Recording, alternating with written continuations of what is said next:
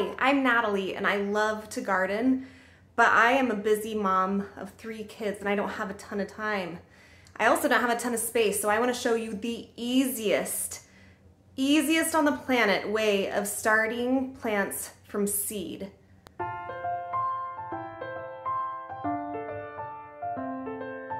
It's called winter sowing, and when I found out about it, it literally changed my gardening life.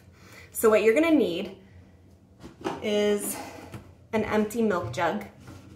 A way of cutting that milk jug, we're gonna need to poke some holes in it. I use an old thermometer that has died and I heat up the end, but a lot of people use a drill and that works just fine as well. And some duct tape and a Sharpie.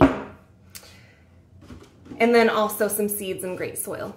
So first, we're gonna take our empty milk jug, and I use little candles here to just heat up the end of it, the end of my old digital thermometer probe.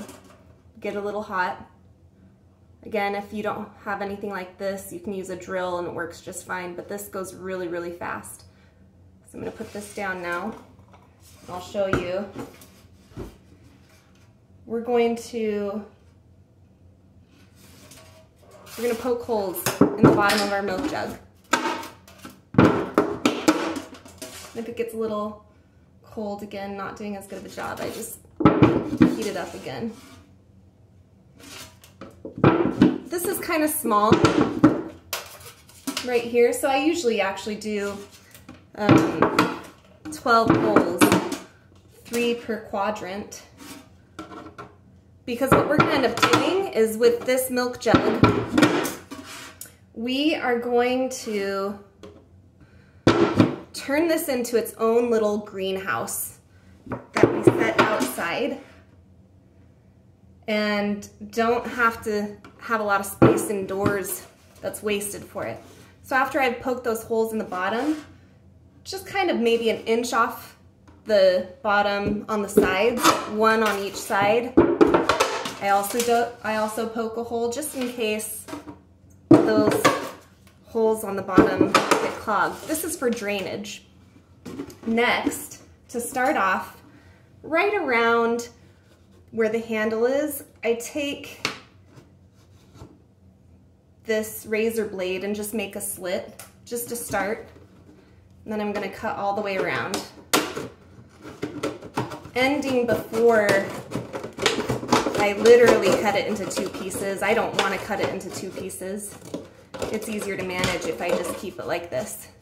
So what we've done now is created something that we could put soil in here and tape up. And that's what I've done already. I have one that I've already used last year, actually. So this is a year old. And I've put some soil up pretty far to the top. I'm gonna show you what we do with this. Okay, now despite this being so easy, there are 2 things that you really do need to know about right now for this step.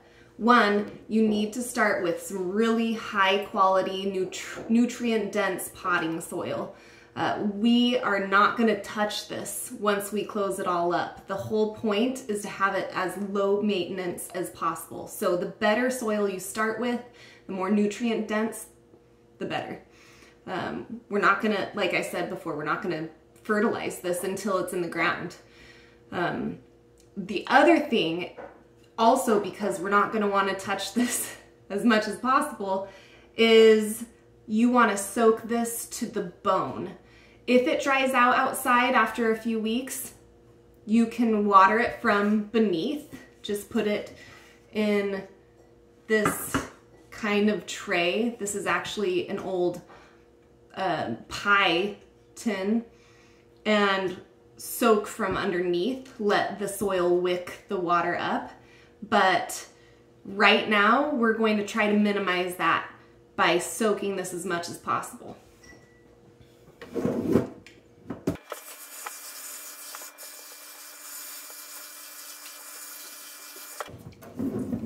So I can see water is coming out of those bottom drainage holes, and this is pretty darn soaked right now. So we're adding the seeds now.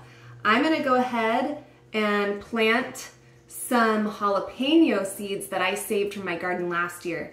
And I'm gonna just make 4 little dents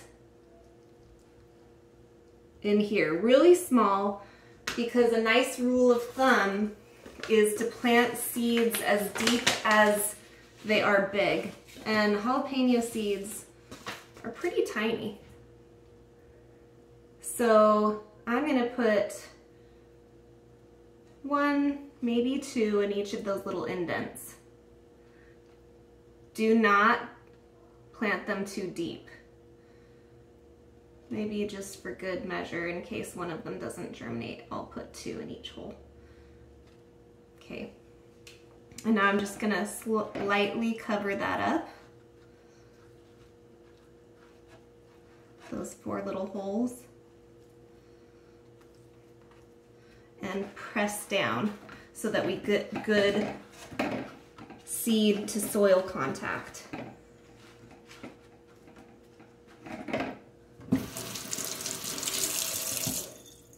Now is the fun part to create the little miniature greenhouse. You take the duct tape, and after a while, more you do it, you'll get really good about estimating. I just kind of attach mine to the countertop and pull out. You'll get really good about estimating how far you need to. I think I might have done a little too much there. And you just tape around, sealing the top and bottom half that you'd previously cut open. The idea is that you want to get this as sealed up as possible so that when we go put this outside in the sun, the thermal energy from the sun will heat this up inside here and create its own little greenhouse. But if we're letting heat escape through these vents on the side, it won't do as good of a job, but that looks pretty good. Now, I've got my Sharpie. I just have a regular Sharpie, and after a little while it does wash off in the rain outside, so I just have to go and update it every once in a while when I go check on my seeds. But I've heard that if you get an oil-based Sharpie, it doesn't come off and it'll just stay and work really well. So because I like to use these year after year, it's easier to just keep and reuse and add to my stash. I write on the duct tape that these are jalapenos and today's date. And then we'll take it outside to let the greenhouse process begin. So I'm here outside with my milk jug winter sowing stash. I just want to show you right here. Here they are. So I've got, I don't know, 20 to 30 some odd. And I've pulled some aside just to show you what's happening. Some of these have been out here for a month already, some just a few days. I'll get out the shadow for you. Right here, if you'll see those water droplets there, that's condensation inside because it's its own greenhouse inside there. Now these over here I wanted to show you. This looks like it is the tarragon that I set aside there, and it's doing really well. Here we have some kale. Let's see if I can find the right spot for you. There's some kale for you. That's doing really well. Some onions, some yellow onions, and a variety of lettuces going on inside there. There we go. Now these are all cold weather, and I have in the past week or so put out some warm weather seeds as well. They haven't sprouted yet, but rest assured they will. And if you want to stay tuned to see those, be sure to subscribe and you'll see the progress of all of this going on.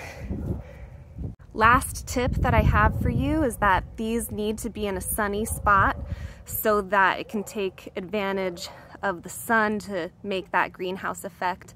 Also, put them up against a fence, or in my case here, I've got this arch going just in case for the windy day here and there. Generally, they're pretty bottom heavy, and if they're wet enough, they won't go anywhere, but just in case they have a real strong gust of wind, we want them to stay in place. I hope you enjoy this. If you did, be sure to subscribe to see the progress of my seeds and my garden for the rest of the year, but I can't wait to see your progress as well.